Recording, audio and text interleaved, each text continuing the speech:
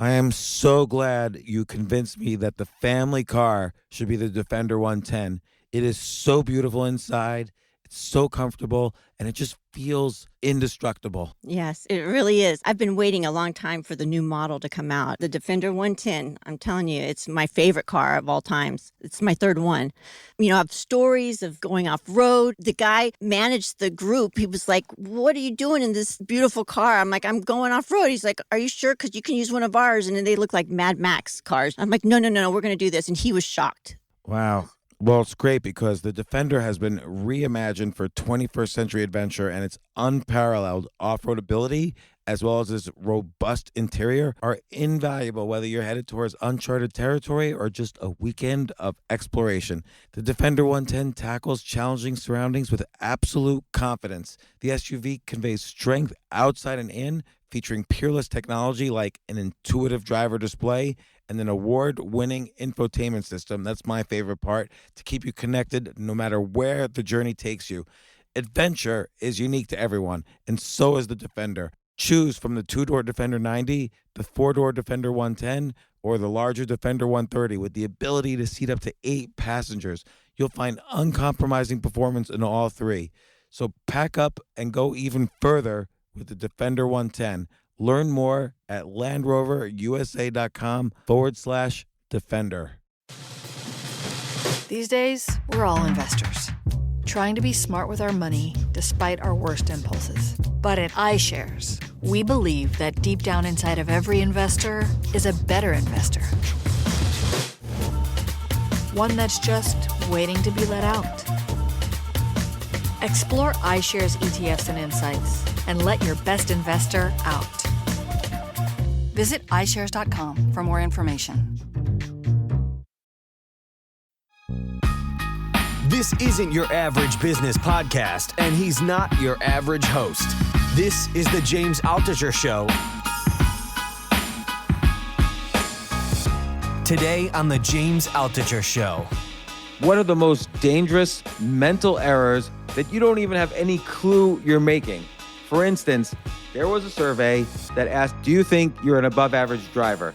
And 9 out of 10 people thought they were above average. By the way, some of those people, including me, are way below average drivers, but most people don't realize it. And if you tell them, listen, you're not an above average driver, they will argue with you to the death.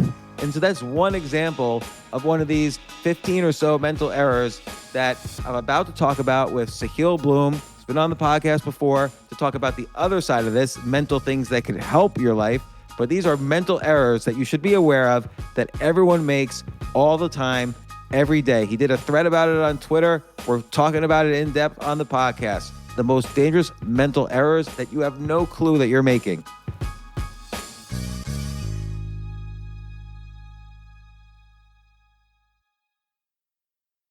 I asked this question once, so I had on the podcast this guy, Mac Lethal. He does these super fast raps if you watch him on YouTube. Okay. And he gets millions of views on each one.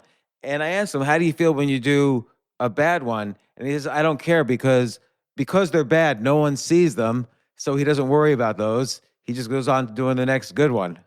It's so true. I mean, it's sort of a variation of the spotlight effect, which we'll get into, but it's like this general fear that people have about sharing on social media, I think is just massively unfounded because by definition, if you share something that sucks and no one likes it, no one retweets it, etc., no one saw it. And so you can either delete it and it's just like it never happened, or you don't have to worry about it because literally no one's looking and no one cares.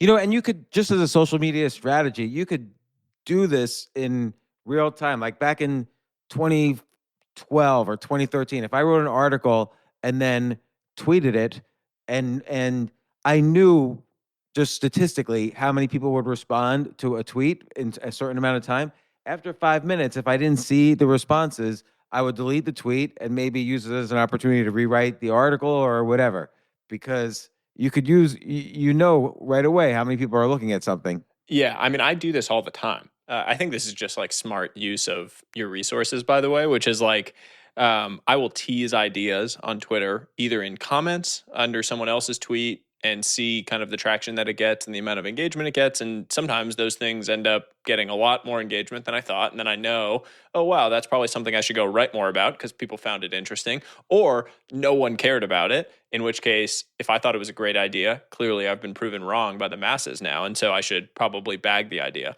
But I will literally do that all the time, tease out ideas and then get the data from it and figure out whether it's something that's worth going deeper on because it's something that resonates broadly.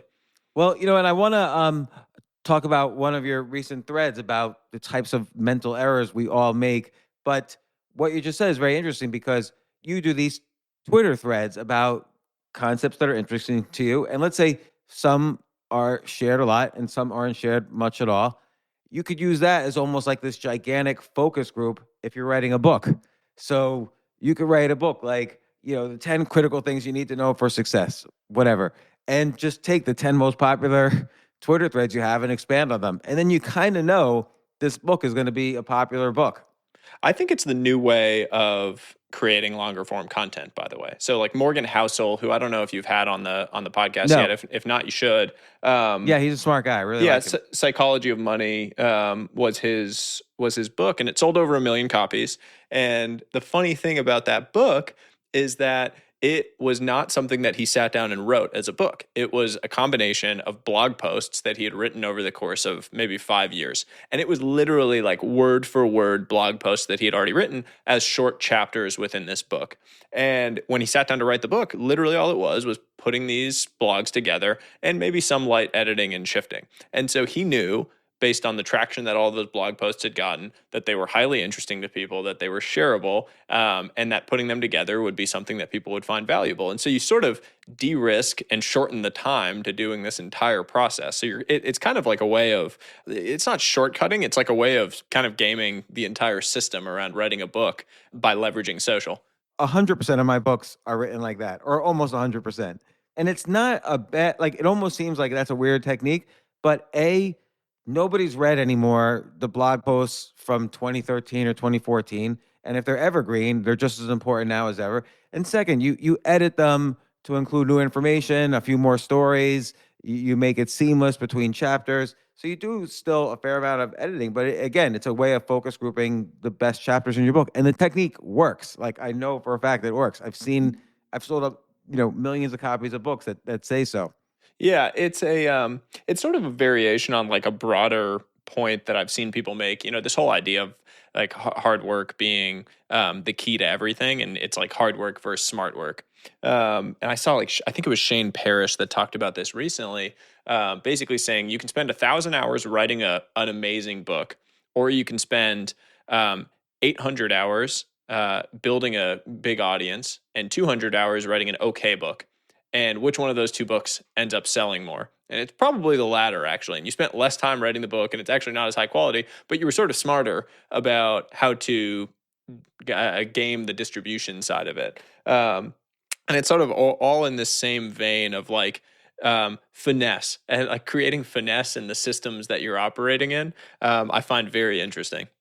Yeah. And again, an okay book still might be a great book if you have an audience that appreciates the kind of, if you're serving barbecue to an audience who loves sushi, even if you have the best barbecue in the world, it's not going to sell. So Shane might be saying, build an audience that I know likes me. So when I write a book to them, they're going to be much more interested in this book than if I write a better book that's going out to a general audience that doesn't know me. They won't know. And the other aspect of this is people can't determine in general what a great book is versus a good book. And unless it's like 1,000% better than the other book, nobody can tell the difference between 20% better. Like maybe, there's a famous example from the 80s where VHS tapes, which were tapes to record videos, were not as good as Betamax tapes to record videos. And so everybody always talks about how Betamax was better, but VHS won, so the best product doesn't always win. But the reality is Betamax might only have been 10% or 20% better than VHS. No one could tell. I can't tell, 40 frames per second versus 30 frames per second on a video. So no one could tell. So it doesn't really matter in most cases what's better or not, unless you're like 10x better, like 1,000% better. Then people could tell. Yeah, I think it's the framework I have for this is like a good product and bad packaging goes nowhere, and an okay product and great packaging goes somewhere. Yeah. And so it really matters. Like, I mean, I've written things just in the context of my own writing where I think it's like phenomenal, insight rich writing, but it was a really shitty package that I put it in. Like, I didn't weave it together correctly. It wasn't punchy. The hook wasn't good. It just didn't come together in the right way, and it went nowhere. Well, And for me, when I see that, I'm like, oh, okay, that's an opportunity. I should actually go bring that back and put it into better packaging because it's great, insight rich writing and there's high ROI for someone reading this, but it needs to be in a good package in order for it to work. So you can take a bunch of mediocre writing and put it into a great package and a nice looking book and a nice cover and a great title that's kind of buzzy. And I bet you can do really, really well with it. yeah, like you know the 4 Hour Work Week by Tim Yeah. Ferriss. I forget what the original title was. I'm trying to find it. It was something like, Adventures of a Drug Dealer. Yeah, it was something. It was something really, really weird. I actually listened to a podcast yesterday that he talked about this. There was also one that Really? was like lifestyle hacking, something like that, like lifestyle hacking your life, or like it was really bad title. There was like Adventures of a Drug Dealer or something like that was one of them for sure. Yeah, let me just He talks see. about it on a podcast with Tim Urban that I was literally listening to yesterday, actually. So it's funny that you bring that up. I can't find it, but yeah, you're right. It was this hugely horrible title. And then he basically used social media to test out what a good title would be. In the 4 Hour Work Week, he hit on, and of course, I mean the book is good beyond the title, but that definitely he attributes part of the success of the book definitely to him switching the title. So Yeah, packaging is really important. and he's the So master of packaging too, by the way. Like Tribe of Mentors was literally just packaging one or two insights from every interview he had done, and they turned it into a book, and it sold 1 million copies as a New York Times bestseller. It's just like you take the same thing that already existed, turn it into a nice package. People love it. Oh yeah, same with Tools of the Titans is just almost transcripts from his podcast. I'm in Tools of the Titans, and that also was a huge bestseller. So he's brilliant at that. He's done that in so many cases. But you wrote this thread, the most dangerous mental errors that you don't know you're making, and of course, I think I do know I'm making it because I make all of these mental errors. There's a great quote somewhere that 9 out of 10 people think they're an above average driver or an above median driver, and that's of course impossible. Only 4 out of 5 can be. But I know I'm like the 1 out of 10 that's like a horrible driver. But again, all of these mental errors you refer to in this thread, which we're going to talk about some of them, these are cognitive biases. Famously, Daniel Kahneman won the Nobel Prize in economics for developing this notion of cognitive biases. And Kahneman would say there is no way to avoid these cognitive biases. They're always going to occur. And let's talk about some of these errors first and see if they could be avoided. But I know for sure also some of these mental errors that people make, you can use to your advantage. Like, let's talk about the IKEA effect for a second. So you want to describe that one?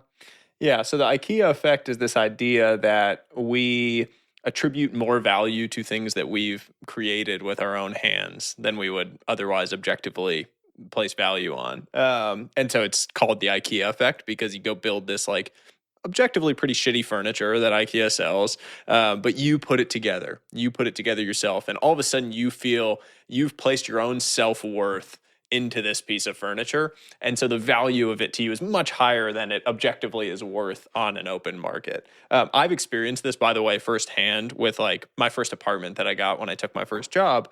I had moved out to California, and it was like August 23rd or something like that of 2014.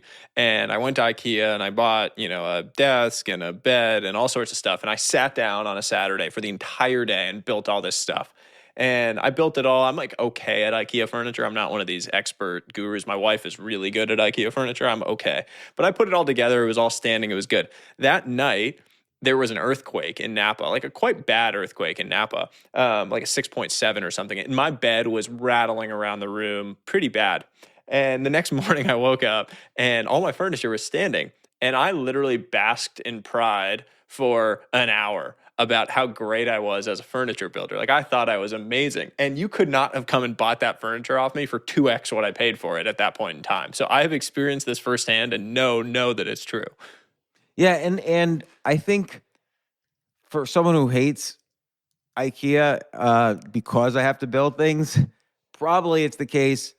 I mean, probably there's something about if you hate doing the mindless work of putting together a desk and then you do it, probably it makes sense that your brain says to yourself, "Oh, there must be some reason I did it. Oh, it's to create more value by me doing it personally, because otherwise it's such a hateful thing to do for most people." But there's ways to use this for marketing. Like, if you give people, let's say people are ordering t-shirts online and you have them choose the color, well, they're putting a little bit of work into the choice and they're going to value what they buy that much more.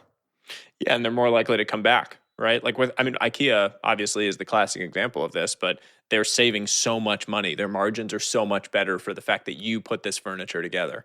And now you do it and you're ascribing a higher value to that piece of furniture that you created than what it's objectively worth. And so now you're more likely to go back because you look at that furniture every day and you say like, wow, that's actually pretty nice. That thing's held up really well. I like the way that looks, etc. And now I'm going back to IKEA because now I'm associating in my mind this fact that they gave me more value for my money than I thought. And it's just, it's a psychological trick that they're playing, that they're rolling with. Yeah, another way to kind of use this maybe is like, let's say you're buying a house and the owner is showing you around the house, and the main thing they're talking about is how long it took them to do their paint job and how they built the deck and they dug out the area for the swimming pool, and then they charge this huge amount for their house. You kind of know, because of the IKEA effect, that they're probably overvaluing the price of the house, and there's a lot of room for negotiating down, hopefully. Yeah, absolutely. And it ties kind of to this whole idea of anchoring too, where I think like people have now set this number in their mind of what this stuff is worth, and how you think about the negotiation process. But certainly, it cuts both ways, as with all of these cognitive biases. I wonder how you can use it in writing or social media. How you can get the IKEA effect. You know what I do a little when I do public speaking is I kind of know what I want to talk about, but I'll give the audience a choice. I could either talk about X or Y, and I'll make what I want to talk about. Let's say what I want to talk about is the Y category. I'll make that slightly more attractive, so I know that people are gonna choose that. But still, people feel like they've made a choice and they're participants in my talk a little bit, and so it gives them a chance to enjoy it more. Yeah, it's like do you remember those create your own adventure books? Yeah, choose your own adventure. Used to have as kid. Yeah, it's like it's sort of like that, right? Like you have this amazing enjoyment of the experience of reading one of those as a kid, because you felt like you were part of the creation process of that adventure that you were engaging in. It's that same principle that's just playing out in all these different ways. I think it's an interesting idea of like making a speech more engaging because you're giving people interactivity. College professors have done this forever, right? Of like, open up the floor to, hey, should we talk about this or this today, and take a poll and then go in that direction on what it is. Like you get people more engaged in the lecture. You break out into, discussion groups or exercise groups. So I think it's like, broadly speaking, the idea of making people engage in the process of whatever it is that you're creating, whether it's a product or a service, makes them stickier and higher affinity towards that product. Okay, but when does it not work? So for instance, if someone told me, okay, you could buy a car, but they're going to just send you all the parts and you have to build the car, there is no way I'm going to value that car at all. Yeah, I think it goes awry when the upfront cost of doing it is too high or too much of a pain in the ass. There's this company, I just had this experience actually. There's this company called Fight Camp, that's like Peloton for boxing, basically. So it's a connected boxing system that, it's a boxing bag and you get gloves and it's the whole fun experience. And they have the live kind of streamed classes and you can do boxing workouts. Amazing workout. It's a blast, etc. But they ship you this thing and it's the base of it and it's the bag. And in order for the thing to work, there needs to be a bunch of weight in the base of it, because otherwise you punch it and the thing goes flying across the room. And the way that you have to do that is you either have to fill it with water, which is around 300 pounds. 300 pounds, as it turns out, is enough for it to not move when my wife punches it. But if I punch it, it still goes flying. So that doesn't work. So the way that you fix that is you have to put sand and water into it. The amount of sand you have to put in is like 500 pounds of sand. So now I have to go to Home Depot. I got to get one of those dollies. I got to go lug 500 pounds of sandbags onto this dolly. I got to buy them, which it's not covered in the cost. I got to take it back to my house. And now I have to figure out how to get the 50-pound bags of sand. I have to figure out how to pour those into this tiny little base thing. And it doesn't really explain to you how to do it. Now, I did it, but I know from talking to people who've invested in this company, a lot of people buy this damn thing and then never use it because it's so much of a pain in the butt to actually set it up front. The IKEA effect for me is that now I'm sure as shit going to be using this thing because I spent an entire Saturday figuring out how to get it set up. But a lot of people just won't. They won't set it up ever. And now you're stuck in this situation where you're like, I shipped this thing and I'm not getting the recurring revenue that I thought I was going to off of it. Yeah. So if you make the upfront, if you make the work too hard, the IKEA effect doesn't quite work. But like putting together a desk takes like a half hour, an hour. That might not be so bad. But yeah, and they make it easy, right? Like the whole thing is they've done really well is they've systematized the entire process. So you feel like it's a little bit of a game. Like it sort of feels like a simple. It's like adult Legos at some point. The IKEA stuff. So now, one of the other mental errors you have here, and you have a whole list. It's a great list.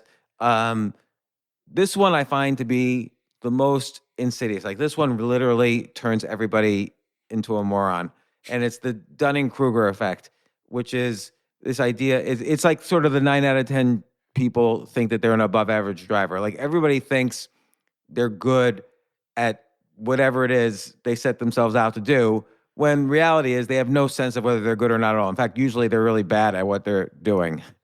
Yeah, it's like the fact that humans are notoriously incapable of objective evaluation of their own competency levels at anything.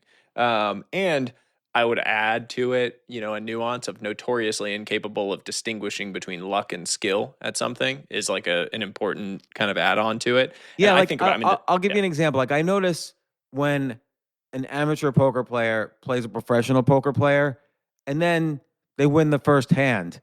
Okay, poker is a game of chance, but over the long run, it's a game of skill. It's a game of skill pretending to be a game of chance. But with one hand, it's totally chance, pretty much.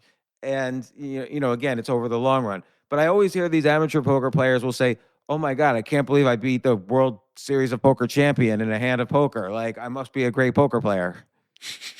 it's a great example of it. And actually, I mean, you can go to a casino and do this all day, right? It's like poker, blackjack. I think all of those games where like someone wins a few hands against the house in blackjack, and now all of a sudden they think they're like like Rain a card Man counter or something. Yeah, they think they're like Rain Man out there that they're gonna like take down the house. And then you go back to them an hour later and they lost all their money, or they lost whatever the margin is that the house always takes. Casinos make all their money off of the Dunning-Kruger effect, basically. Like I've yet to meet a poker player who says I'm a bad poker player. Yeah. So does, by the way, like on a larger scale, anyone who is taking the other side of trades in the stock market, like at scale, is just making money off the Dunning-Kruger effect because they're just taking money off of, off of people who think that they're a genius during a bull market, right? Oh, yeah. Well, this is Nassim Taleb's whole approach. So Nassim Taleb wrote this book, Fooled by Randomness, and his point is the same point you make, is that everyone thinks they're a genius in a bull market. Like stocks are going up, and so the people who take more risks, probably because they're worse investors, they make a lot more money in a bull market. And if you always consistently take the other side of their bet, in the long run, these people will lose everything. So, yeah, you remember like post COVID, we're talking like May 2020. The stock market was starting to roar back from COVID lows, and it literally was a time like Dave Portnoy at Barstool, who's an amazing entertainer, hilarious, a bunch of superlatives that I think are really funny about him, was literally going on a live stream every day with a green rubber hammer, and that said like stocks only go up, and he was like slamming the rubber hammer like he was Thor, telling people to YOLO into whatever call option of some speculative stock, and it literally worked. Like for 12 months, if you had just followed him, you probably would have made a lot of money. Now, if you had followed him for the last few months, you probably would have lost a whole hell of a lot of money because it clearly hasn't continued to play out. But there are times when that happens, and all of a sudden, everyone thinks they're a stock market genius. All of my friends, who knew nothing about stocks or finance, were hitting me up about whatever SPAC they had invested in and made 5 times their money, etc. But eventually, with these things, the chickens come to roost, right?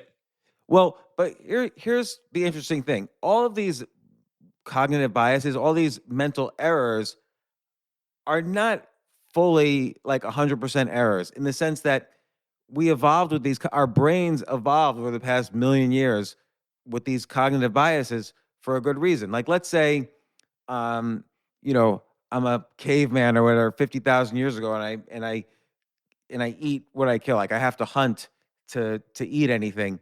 It makes sense that when I first start hunting, even if I'm really bad at it, that I think I'm good or I think that I have potential to improve, or else I'll die off because I'll just say, this hunting thing's too hard.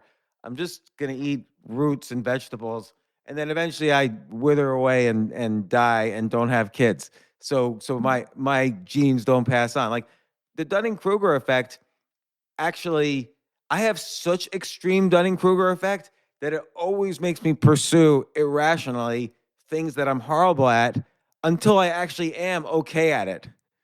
Yeah, I mean, it's just a like so with Dunning Kruger, I think it's just a question of while you're pursuing it, are you aware that you're horrible at it, or do you really deep down think that you're amazing at it? Because Well, I mean, with all of these, it's like, am I able to objectively know that I am falling?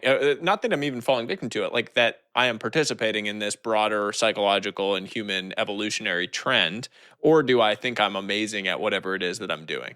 well, like I'll give you an example. Like 30 years ago in the early 90s, I was writing. I wrote like novels and short stories and got thrown out of graduate school because I went to grad school for computer science, but I was like literally writing all the time. And I legitimately thought I was an amazing writer. Like this was going to be a talent that the world will see like never before. And I was looking back at these writings now, they were horrible. Like I'm embarrassed. Even if I look back at writing I did 10 years ago, I'm embarrassed how horrible it is, even though then I was getting regularly published and so on. But I think if I didn't, I mean, I pursued writing for so many years that eventually I got a little better at it, which I never would have done if I just said, you know what, this is not for me. I'm not doing it. I'm horrible at it. So I will take your example and I'll give you one on the other end of the spectrum, which is me with skiing. So like I think your Dunning-Kruger, your positive point of Dunning-Kruger from an evolutionary perspective is an interesting one. I struggle with Dunning-Kruger as a positive evolutionary trait because I think of it in the physical world where you go and do something that you all of a sudden think you're amazing at, and then you're likely to die because of it. So like skiing for me, the first time I went skiing, I was an adult, and I'm a pretty athletic guy. Like I played baseball in college. I like to think at least that I'm still athletic, and so I was like going down some blues, some greens. I was getting a little better during the course of the first day. By the end of that day, I was going down some blacks, and I was like relatively proficient. Thought I was so legit after doing that first day. Next morning, I wake up and I'm with this group of people, and a few of them are expert skiers. And they're like, we're going to the top. We're going to go do the double blacks, whatever. And I was like, yo, I'm going because I'm sick at skiing. This is great. And so I go out at like 8 a.m. with these people. Turns out at 8 a.m., ski mountains are pretty icy still. Not to mention it's a double black. I immediately just like, I forget what it's called, guard sail, whatever. Like skis go down the mountain. I eat it, roll over. And I was just thinking about it in the context of like Dunning-Kruger got me bad there. And that's a situation where my inability to realize that I was actually pretty mediocre at skiing, I literally could have died. If you go like hit a tree or something, and in the wild with stuff like that, if you all of a sudden think you're a great, hunter and you're not, and you get eaten by a lion, that should be an evolutionary trait that gets weeded out. Yeah, that's true. So I wonder if there's like the correct balance of Dunning-Kruger. Like obviously in the case of writing, it was fairly safe to continue writing, although it did jeopardize any careers I had because, for instance, I got thrown out of graduate school in a very employable concept to pursue something in a very non-employable industry, which is writing. And so potentially I had too much, but I survived. And in fact, writing later on helped me and helped my life considerably. But Yeah, you're probably right. Like you do need a balance of that irrational, boundless optimism about yourself and your abilities, balanced against this like rational level that kind of keeps you away from doing risky things in order to continue to advance, and probably honestly, in order to continue to have those chance events that lead to evolution and positive changes in the species as well. The classic example of an evolutionary one, by the way, is fundamental attribution error. Yeah, which explain that is one. yeah. So fundamental attribution error is it's sort of one of the like meta cognitive biases in my mind, which is just the idea that basically we cut ourselves a break but hold others accountable. So we tend to when someone else acts a certain way or behaves a certain way, we tend to attribute those actions to their character. Like we judge them fundamentally and we don't think about their situation and context. And then the other end of it is for ourselves, we take our actions, whatever we're doing, our behaviors, etc., and attribute them to our context or situation and not to our fundamental character. Yeah, and like a classic example is if someone cuts you off in traffic, you think, "Oh my God, this is the worst person on the planet. What a narcissist! Doesn't think that anyone else has to get anywhere. He just does whatever he wants, breaks the rules." But when you cut someone off, it's like, "I'm sorry, I had to do it. I'm late to pick up my kid at the hospital." Blah blah blah. Yeah, exactly. I mean, and then like it happens every day at work. You go to work and one of your colleagues doesn't show up for a meeting or isn't prepared for a meeting, and your immediate reaction is like, "This person's lazy. They're not a good teammate. They don't care about us. They don't care about the company, etc." And then if you show up late or you're unprepared for a meeting, you'd say to yourself, "Well, I didn't get much sleep last night because my kid was up all night, and my family's having health problems. Whatever it is, you apply all this context to it. But so you're cutting yourself a break and not for others." Way I think about this in an evolutionary context is it was probably quite helpful to think this way because if the first time you met someone, they acted a certain way or behaved a certain way that was weird, it was probably beneficial to immediately just say, that person's a bad person. I don't want to be near them. I don't want to be a part of it because they're bad. That probably kept you alive in certain instances because the person probably, there was a chance they were bad. And who really cared if you didn't have to interact with them anymore or you kept your guard up when you were around them? And it might have kept you alive in certain instances. Maybe that person was going to come kill you or steal your chickens or whatever it was. That's an important point. That again, all of these things, while we notice them when we make mental errors because of them, they also have very positive effects. Like they're all shortcuts. So if someone acts a certain way, I'm probably more likely to not get hurt by attributing their personality to, how they acted. Yeah, absolutely. I mean, in many ways, this is the natural, like yin and yang of the last conversation we had, James, around razors. So we talk about razors. That's heuristics. It's shortcuts. It's ways to, cut through the noise and make very quick, rapid decisions about things. This is the other side of that, right? It's like if that's a double-edged sword, this is the other edge of it, Right. where you can cut through things. That's great, but the razor has another side, which is that you fall victim to a lot of things by having these shortcuts as part of your arsenal. So in my mind, the key to all of this is awareness. And you mentioned Kahneman doesn't think you can avoid any of these. I think that's probably true, but you can, on a daily basis, remind yourself of these things that you are likely to fall victim to. And in any circumstance, like if you're an investor and you're sitting down to make a decision about an investment, well, what are the things that are common cognitive biases that might impact your rationality around a decision here? No, that's really true. Like often with Dunning Kruger, when you involve entrepreneurship, I call it the smoking crack bias. So like, I remember one time I was starting a company, and another friend of mine was starting his company at the exact same time, and I thought, man, his company is the worst idea I've ever seen, but I kind of don't want to tell him. I just was afraid to tell him, and and then I had to ask, well, he's clearly smoking crack. Like every day he talks about how great his company is, how it's worth like 100 million, 200 million.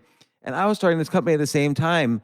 And I had to wonder, am I smoking crack also? Like I had to figure out how to figure out that I'm not smoking crack because you can't decide for yourself whether you're right or wrong because of all these biases. So you have to figure out methods. Like, how do I know? Well, you know if people are using it, I guess, if people are buying it, but even then, you don't quite know. Like, it's very hard to figure out if you're working on if your own idea is a good idea. I totally agree. And it's also why I was having this exact same issue as it came to investing, right? So I have this investment fund I invest in early stage technology companies out of. And the last step of my process before investing in any company is I call it the like, how am I an idiot test? And what I do is I literally ask someone, like I talk to someone about the investment, what I'm planning to do, and I ask them, how am I an idiot? And I literally say that, like, what is it that makes me an idiot here about how I'm thinking about this? And I want you to present me the case of how I am an idiot. And it might be that I'm, they might say I'm misunderstanding the market size, or the go to market's not going to be good, or there's no market here, or the founder sucks, or whatever it is.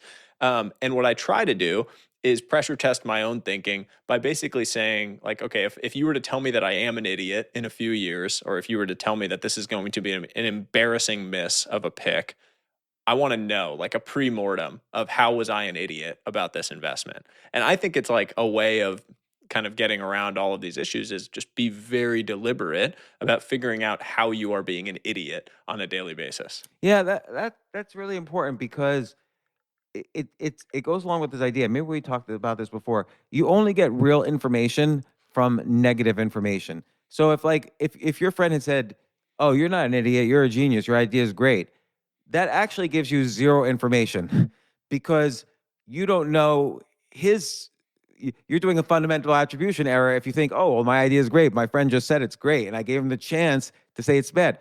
You don't know what his situation or context is. He could be in a rush and he's just like wants to get the hell off the phone with you. And this is the technique to get off the phone. Like, don't worry, it's a great idea. I got to go.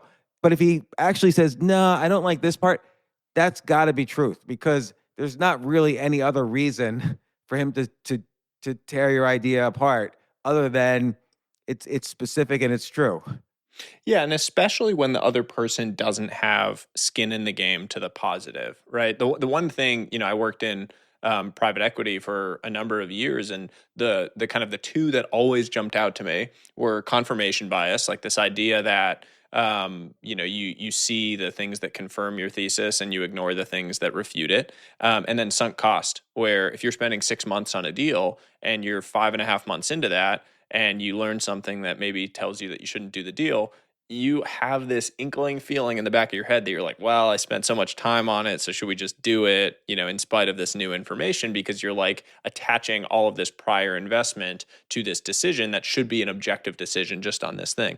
So I saw this for a long period of time. You try to circumvent it in a fund context by having detractors, right? Like we would have this thing called the red team that would their sole job during the investment committee was to ask the questions that would end this investment. But at the end of the day, we're still an investment fund that is paid for making investments, not for turning down investments. And so everyone's vested interest, no matter whether they're on the red team or not, is in making investments and in having ideas that create investments. And so it's a challenge of being an investor to find people that don't have a vested interest in the situation going through to tell you why you're being an idiot. Like, what are you completely missing? What are the things that you haven't thought about, the reasons this is going to fail, etc. Because that objective perspective that isn't at all tied to the economics or to the situation at hand is really, really critical.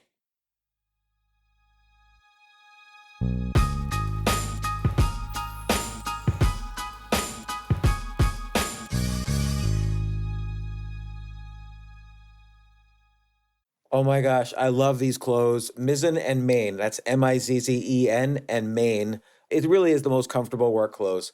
Travel clothes. I had to travel this whole week. I'm traveling for a week and a half, and I just took Mizzen and Main clothes with me. Close out 2023 in style with comfortable, breathable, packable, and machine washable pieces from Mizzen and Main. As you wrap up your year-end goals, enjoy a Mizzen and Main dress shirt that you can wear confidently. I like that they've very, very just nice, solid colors. I don't really like to get all fancy in patterns and everything, although they do have some pattern shirts, but very comfortable clothes, stretchable pants. It's just super comfortable, but they look professional and you can wear them casually or professionally. I like some of their flannel shirts or untuck shirts. I love untuck. I never tuck in. So again, whether you're shopping for a special someone or giving yourself the gift you really want, I just buy myself gifts.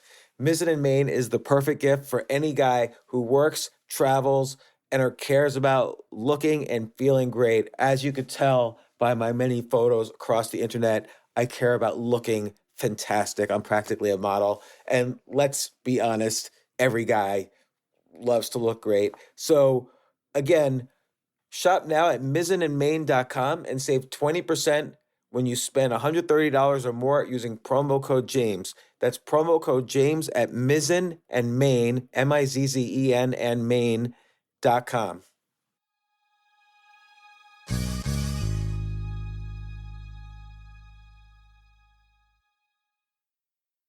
You know what I love about fantasy sports is that even though I'm not going to be a great basketball player or a baseball player or a football player or whatever, I feel like I get to participate and make decisions and use my knowledge of these different leagues to or these different sports to compete. So it's like I can pick my team or I can pick my favorite players and I could use my knowledge to make predictions and maybe even make money. So with the basketball season here, you can now pick combo projections across football and basketball from the Specials League on Prize Picks. This is a league created specifically for combo projections that include two or more players from different sports or leagues. Want to play alongside some of Prize Picks' favorite players like rapper Meek Mill and comedian Andrew Schultz, who's also been a guest on this podcast, and I've been a guest on his? You can now find community plays under the promos tab of the app to view entries for some of the biggest names in the Prize Picks community each week. Look, Prize Picks even offers a reboot policy so that your entries stay in play even if one of your players gets injured. For football and basketball games, if you have a player who exits the game in the first half and does not return in the second, that player is rebooted. Prize Picks is the only daily fantasy sports platform with an injury insurance policy. What? So I love playing it. I love anywhere where I can use analytical ability with my interests to demonstrate some skill and maybe make some money. And I like the game-like aspect. I do wish they had chess as a category on prizepicks.com, but I'll settle for what they've got. Maybe I should make my own fantasy chess league. But in any case, I love Prize Picks. Go to prizepicks.com/James. Use code James for a first deposit match up to $100. That's the easiest $100 you're ever going to make. So that's prizepicks.com/James and use code James. Daily fantasy sports made easy.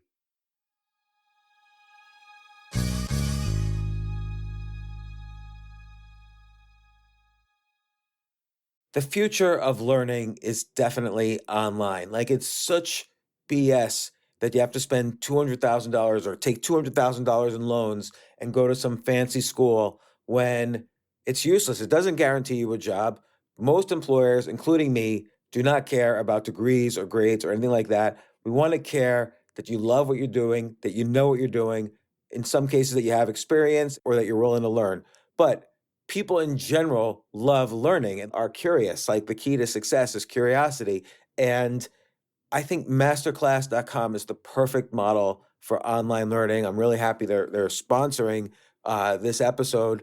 If you're going to give a gift, give the gift of learning. Masterclass makes a meaningful gift this season for you and anyone on your list because both of you can learn from the best to become your best, from leadership to effective communication to cooking.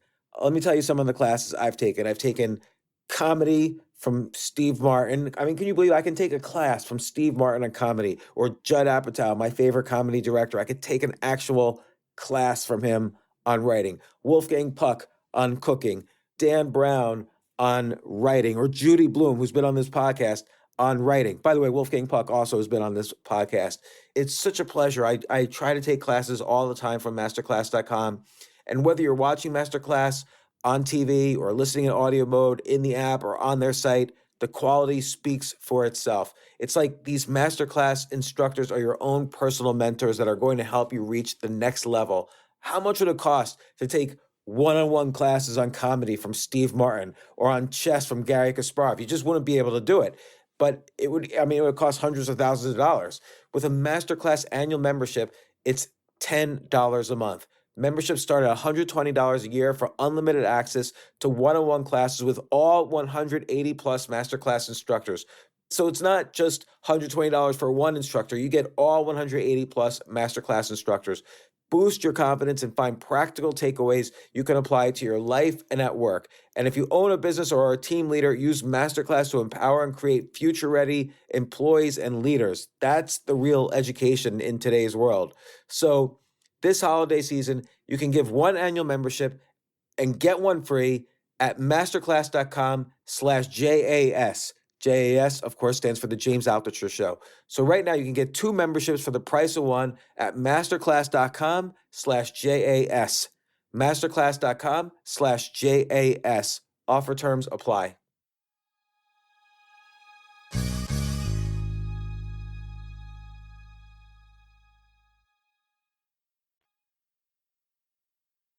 Particularly with such high stakes things like investing or entrepreneurship, being somewhat aware that you could be experiencing Dunning-Kruger effect or any of these it's very important to not assume you're not suffering from a cognitive bias. Like, and you got to figure out how to test each cognitive bias. Survivorship bias is another good one where you write in the thread, history is written by the victors. And just reading Jeff Bezos talk about how he was successful, and let's say he gives a list of 10 techniques, and you say, well, I'm going to use these 10 techniques and I'll be successful also. You don't know. It might be Jeff Bezos is 1 out of 1,000 who use these techniques, and the other 999 all died early.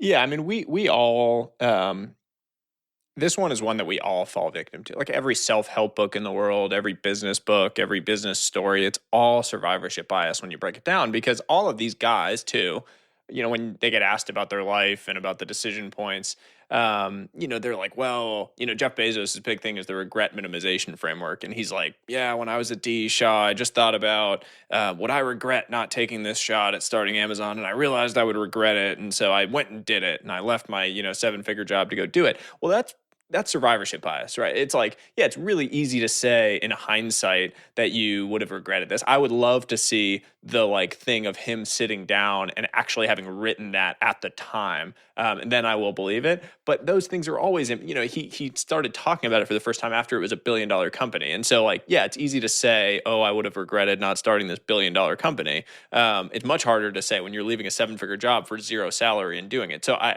sort of will take the short on that, on the idea that he actually said that before. But survivorship bias is something that we all contribute to, whether we know it or not. When we share the stories of all these winners and the people that double mortgaged their house and then ended up having the $1 billion outcome. Well, for every single one of those people that double mortgaged their house and then started a $1 billion company, like James Dyson is one of them, there's probably 100 people that double mortgaged their house and then went bankrupt, and you've never heard of them. Yeah. The story with survivorship bias that is the best one, which I absolutely love, is this World War II story of the planes. So the story is basically the U.S. was trying to figure out where to put more reinforcement into their battle planes during World War II. And basically analysts came in, because analysts are so smart, and they plotted the bullet holes that were on the planes that had come back from battle. And they basically showed, all of the bullet holes were on the ends of the wings and kind of on the inside of the wings and then on the tail. And so they sat down and they were like, that's where we have to add the armor, because that's where the planes are getting shot. And there was this one smart statistician there named Abraham Wald who said, absolutely not. You have to do the exact opposite of what you just said. And everyone was so confused. And what he pointed out was that if you only armor the places from the seen planes, and what he meant by seen planes was the ones that were actually coming back and making it back from battle, you were missing the information from the unseen planes, which were the ones that actually got downed in battle. And so what he reasoned was that the unseen planes had been shot in the areas that were actually fatal. And so that was where you needed to add it, which was the areas that, the planes that came back didn't have bullet holes because they had actually managed to stay up. So based on his observation, the military ended up reinforcing the engine and all these other vulnerable parts, and it ended up saving hundreds, thousands of lives in the war. Yeah, no, that's a good story. And another, of course, one of the classic stories on this is, oh, if you want to be successful, just drop out of Harvard, because, Mark Zuckerberg did it, and Bill Gates did it, and I don't know, Larry Ellison did it, and a bunch of others. So it probably works. And that, of course, doesn't. Yeah, it definitely doesn't. The flip side, to your point earlier about some of these having positives, is that survivorship bias has probably contributed to some of the greatest, unbelievable, world-changing technology innovations and successes in history. Like if a young Mark Zuckerberg hadn't looked up to Bill Gates for having dropped out of Harvard, does he drop out of Harvard? I don't know. Maybe it contributed to the fact that he felt like it was okay and that it was an okay path to do. And maybe then he doesn't go create what is one of the largest, most world changing companies, for better or for worse, of our lifetimes. So I think there is a positive side to this. It obviously also leads a lot of people off a cliff that probably shouldn't have pursued things that way. Yeah, and I guess you're right. So the positive thing is that kind of it encourages us as a species for some individuals to take more risks than they otherwise should. Uh, but I think you definitely have to be aware that, hey, like Mark Zuckerberg hopefully was aware, probably was aware that, hey, Bill Gates is an exception. This is survivorship bias. So it's an acceptable path, but I just have to understand my risks a little bit more than just, hey, Bill Gates did it, so it must be good.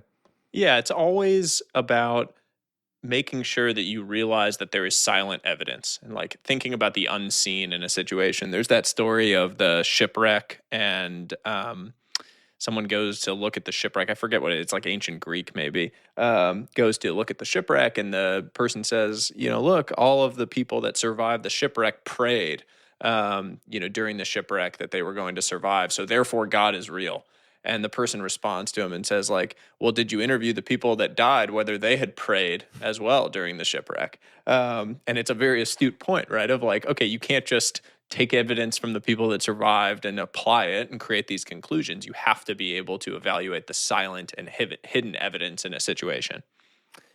Yeah, and which in a weird way is going to be related to your next one, but this is a different type of mental error, but ad hominem. So explain this one.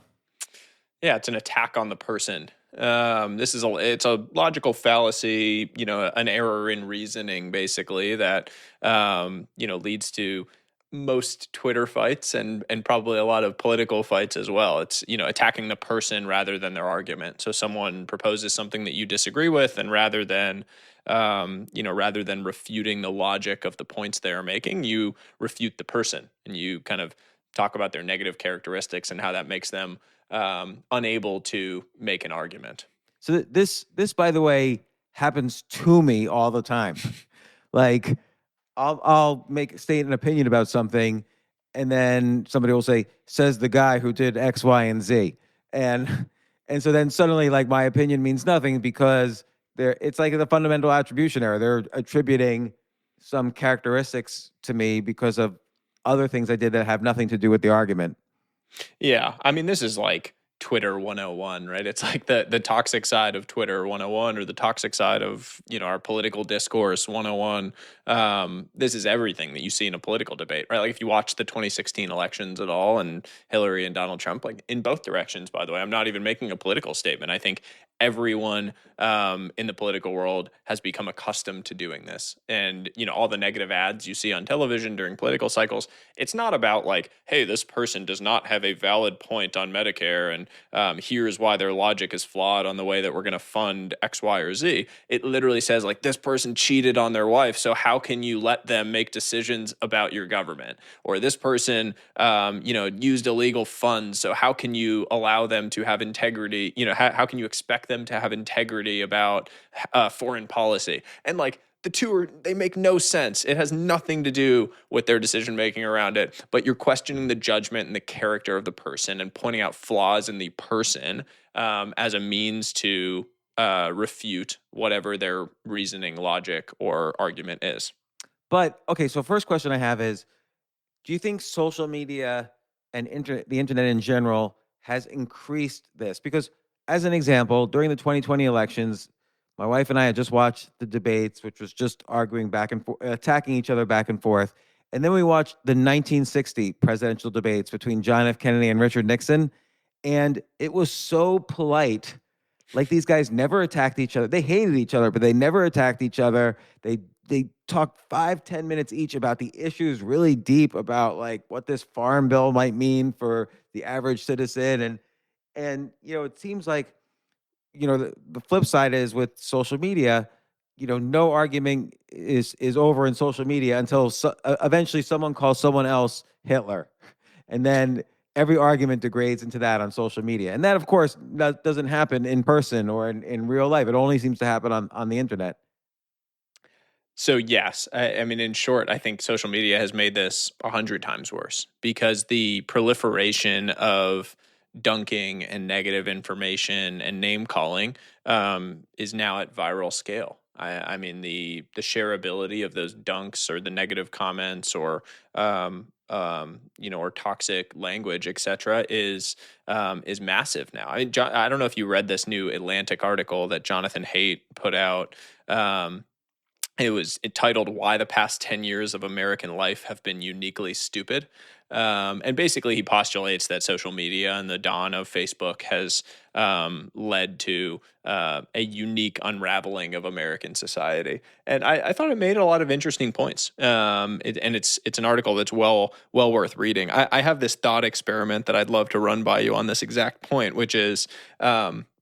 I don't know if you've heard this Mike Tyson quote, but Mike Tyson has this quote, which I'm going to paraphrase, which he says, social media has made y'all way too comfortable with disrespecting someone and not getting punched in the face for it. And, in classic Mike Tyson fashion, it is a kind of an absurd statement, but one that actually has quite a bit of interesting underlying meaning, which is basically the costs of being disrespectful and rude directly to someone on social media are effectively zero. Because I'm hiding behind a computer. I can call you any name I want right now, James. You can't do anything about it. You might be able to call me names back, but you certainly can't punch me in the face. And in the 1950s, if we were on the street and I said something to your face and I said something rude or disrespectful to you, you might punch me in the face. And I would know when I was saying that there was a 10% chance that you were going to punch me in the face. And so in the era of social media with no cost, suddenly there is outsized upside to saying negative things because it gets lots of likes and shares and people love it and it's funny and there's no cost. So people do it at scale and it proliferates. And so it's led to this unraveling. So the thought experiment that I have, which I've just recently started thinking about, is imagine a world where you had every single device that you got came standard with a rubber fist. Like a big rubber fist, and an AI that detected when direct, rude, or derogatory or disrespectful language was being posted. And every time it detected that, it had a 1 in 10 chance, like a Russian roulette, of punching you squarely in the face. And you knew that this existed and that it was there. How would our world and all of the discourse change in that environment? Well, I think you kind of answered the question with the Mike Tyson quote, which is that the higher the consequences for a decision, and the decision might be what you call somebody, or the decision might be a buying decision or whatever, the higher the consequences, the more likely it is you're going to behave better. And again, this could be why all of these cognitive biases have evolved, because 40,000 years ago, basically for the past 40,000 years, consequences have gone down in a fairly straight line. Like 40,000 years ago or 1,000 years ago, you'd get killed for having too much Dunning-Kruger bias, or having doing too much ad hominem attacks, or doing too much of survivorship bias. The consequences were dying or going to prison or being broke and penniless or whatever. And now decision making is almost a commodity, or stating your opinion is almost a commodity on social media, and there's no consequences for it. So, not only have the consequences come down linearly over time, as you point out, the benefits of it have gone exponentially increasing.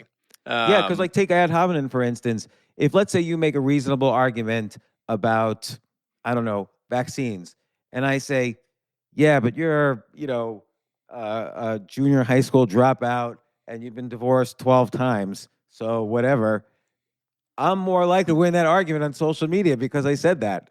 Yeah, 37 likes, 14 retweets for what you just said right there. Yeah, exactly. Or, Even though it had nothing to do with my argument. Particularly if I use humor with it, like, so then it'll get shared even more. So I think, there is a positive then. The positive is, if you don't like somebody and you don't like what they're saying, you could destroy them with a powerful ad hominem attack, attacking them, even if you know it's not the right thing to do.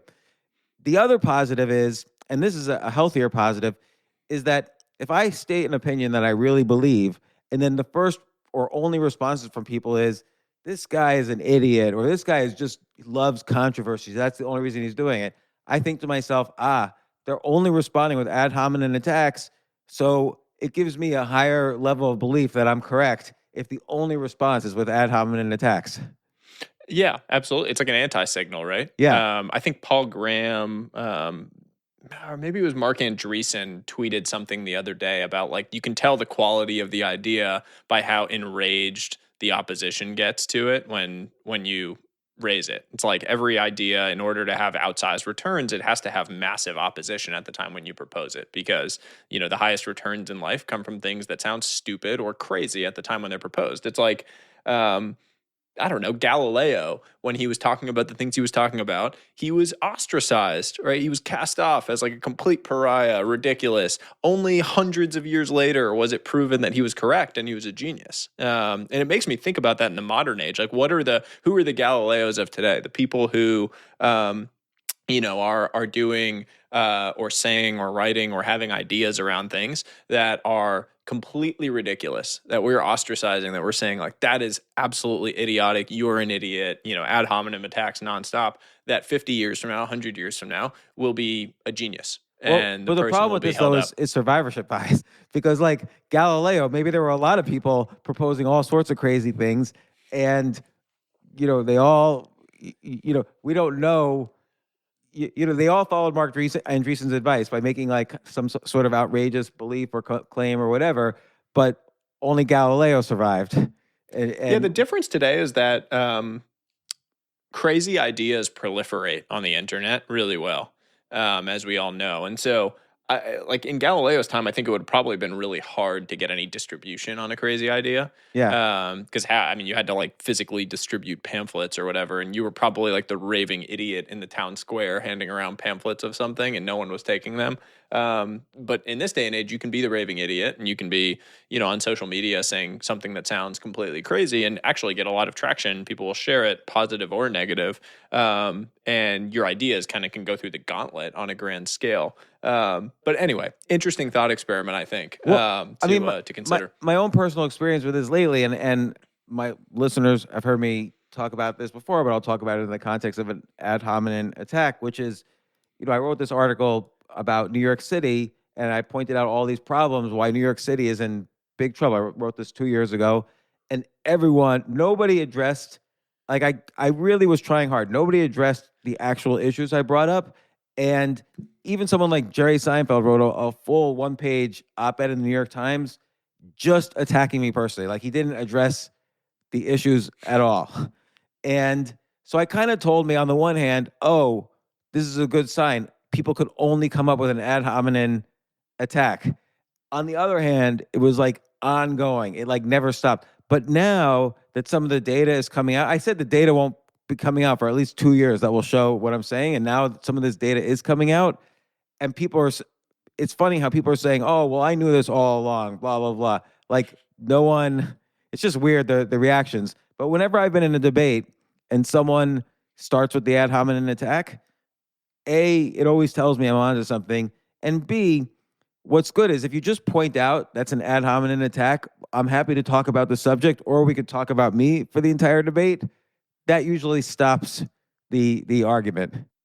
Yeah, it's and I hadn't seen that article. I think I vaguely now remember when you wrote this, but we didn't know each other at the time. But it's actually quite sad that is like the first place that people go to just like attack a person. I think there are very few things in the world that you can do as a human being that truly negate your right to have a perspective or an opinion. Like, very, very few things. And if you're a free speech advocate and you believe in the right to, create your own arguments and share your ideas publicly, it's kind of sad that like all these people that advocate for those things will then resort to ad hominem when it's something that they just disagree with or that they think is silly. But here's the other positive, though, to the ad hominem attack is that, let's say you say cars are bad, and I say, of course you say that. You've driven drunk 20 times and killed 5 people, so of course you're going to say that. So I just did this ad hominem attack. And you could say, hey, that's not fair. That's an ad hominem attack. And I could say, look, I'm judging your opinion. I think it's correct that I'm judging your opinion based on what I know about your personality. Yeah, and that feels somewhat related, right? Like um, if a politician proposes a bunch of ideas around, health policy, and they are they're a known denier of a bunch of things that we consider to be standard under the scientific mainstream, for protecting people and citizens and children, etc. That you could argue is an ad hominem attack if you attack the person for that, but it also feels relevant to them creating health policy. And so I think there's levels to what ad hominem attack looks like. Like if you're going to say this about New York City is dead forever. Here's why. And I turn to you and I'm like, well, James, you did this when you were in high school and like you got kicked out. And so you're clearly an idiot. And so I'm not going to listen to this argument. That's like, that's layer 5, whatever the farthest out layer is of this. Like, it has nothing to do with your ability to opine on, why a city is likely to thrive or not. It's also just this funny thing of like saying New York City is dead was considered super controversial. All the VCs and like everyone in the world in tech are saying San Francisco is dead for the entirety of the last, 2 years. And now it's like mainstream. At first, people were pretty, annoyed about everyone saying that. Now it's sort of a mainstream idea and thought. And so it also goes to the point of, things rolling into the mainstream. I disagree with you, by the way. I don't think New York City is dead forever, but we can save that for another day. It's also like a man in the arena thing, which I think about a lot.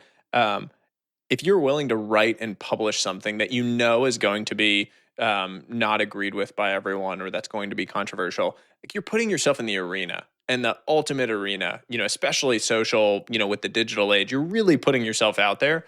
And to me, that is something to be respected and admired no matter what. Whether I agree with the person or not, they're putting themselves in the arena. It's so easy to stand on the sidelines and throw rocks at that person, but it's much harder to actually be the person that goes and stands in the arena and is willing to kind of come out bloodied.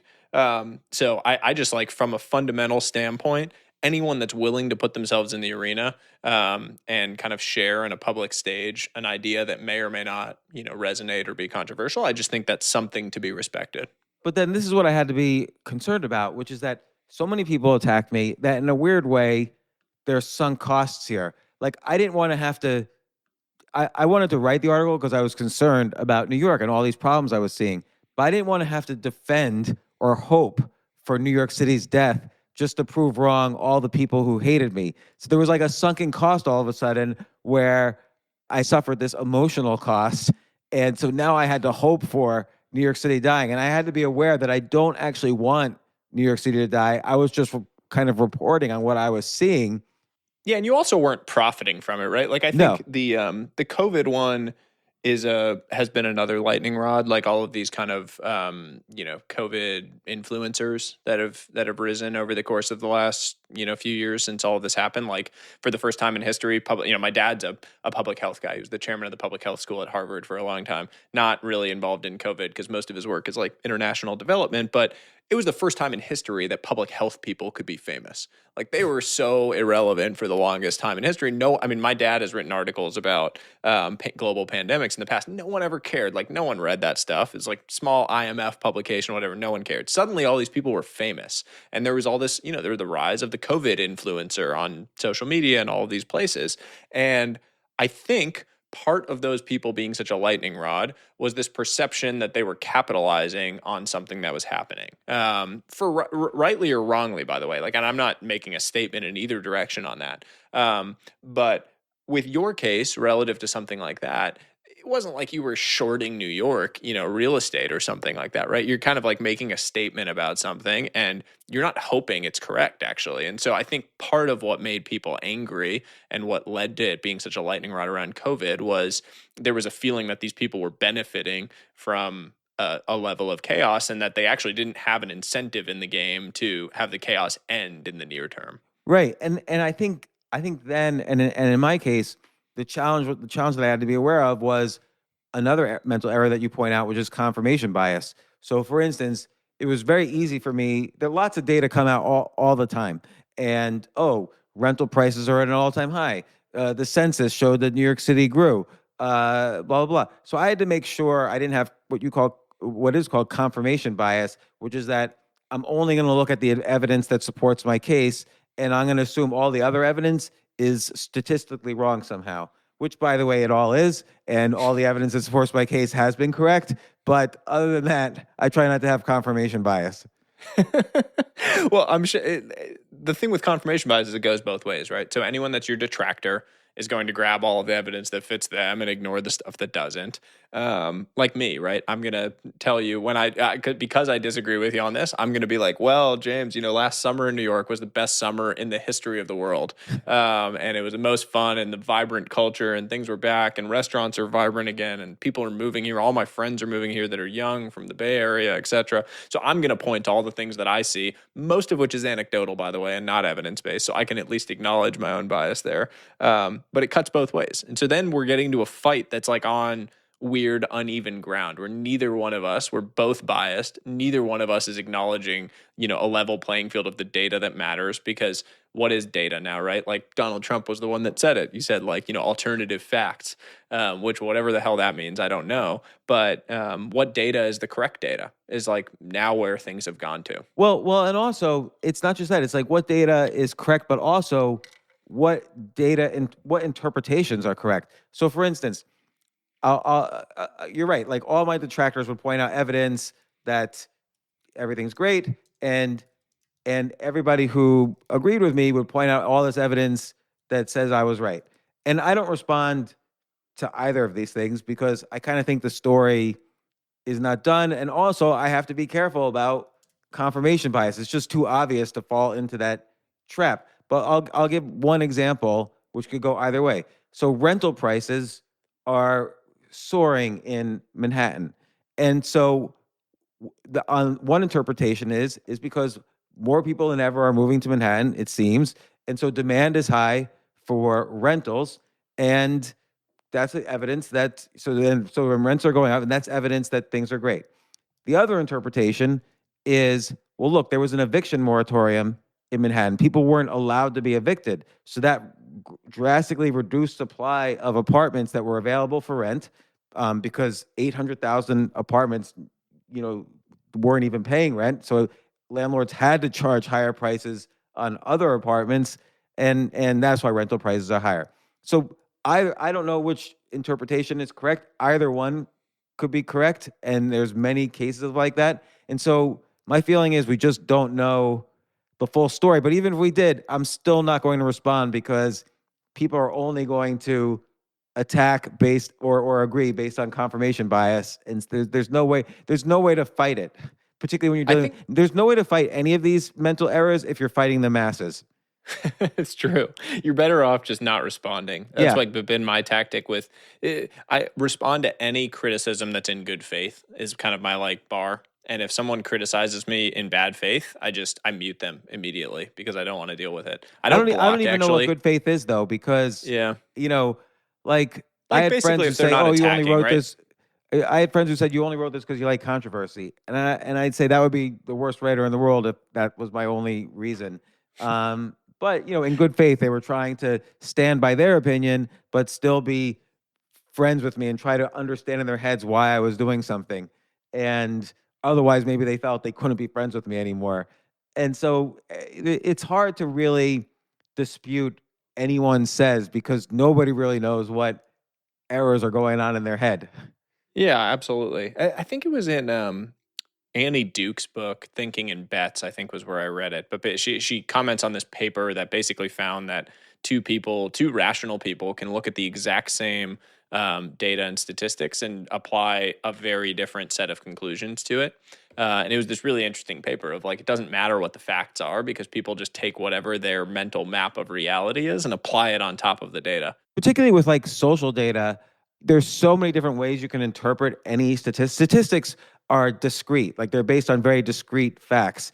But our understanding of the situation is based on very non-discrete things. There's lots of gray areas and nuances why something might happen. So Annie Duke's book was ultimately about poker, which is that you could make a good decision but have bad results. Because if I have a 30% chance to win 5 times my investment, I should make that bet all the time because in the long run, I'll make money. But on that one particular hand, there's a 70% chance I'm going to lose money. So the correct decision would be to probably lose money on that one hand. Mm-hmm. But in real life, it's a little harder because there's so many things that are not where we don't really know the probabilities and we don't really understand our underlying statistics. Like in the rent example, you had to take into account this phenomenon that supply might be reduced because of this weird eviction moratorium. We just don't know. The world is insanely complex. That's my takeaway from all of this. There's no easy answers to anything. Our brains play tricks on us constantly. We're an amazingly advanced species that is also inherently extremely stupid. And you just have to make the best of what you have. Yeah, and we're stupid because these were all shortcuts that we used for survival. That was the other thing. So like two of your things that are related are the gambler's fallacy and availability bias. So the gambler's fallacy is really important, and it's related to what we were just talking about, which is that humans are naturally bad with probabilities. We have a tendency to believe that past events alter future outcomes. So like for instance, if you just lost 20 times in a row in roulette, you might think, Due for a hey, win. I'm due now. Yeah, now it's time. I better double down.